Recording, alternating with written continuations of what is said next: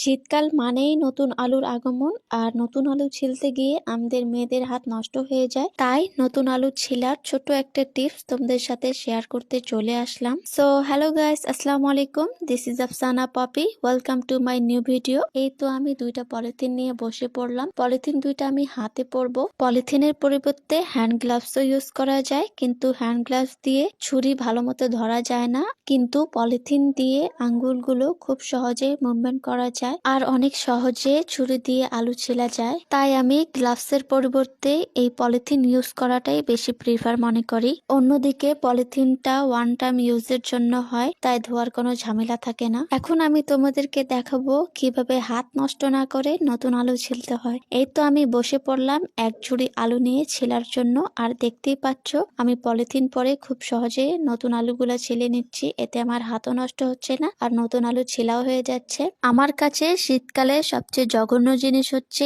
এই নতুন আলু ছিলাটা। তাই আমি এই ট্রিকটা অ্যাপ্লাই করে খুব সহজে আলু ছিলে নেই। এতে আমার হাতও নষ্ট হয় না এবং খুব সহজে আলু ছিলা হয়ে যায়। তাই আমার ফ্রেন্ড লিস্টের কিউট কিউট আপুরা, তোমরাও চাইলে এই ট্রিকটা অ্যাপ্লাই করতে পারো। এতে তোমাদের হাতও সুন্দর থাকবে এবং আলু ছিলা হয়ে যাবে। তো আজ এই পর্যন্তই, দেখা হবে অন্য কোনো নতুন ভিডিওতে। ততক্ষণ ভালো থাকবেন। আল্লাহ হাফেজ, টাটা।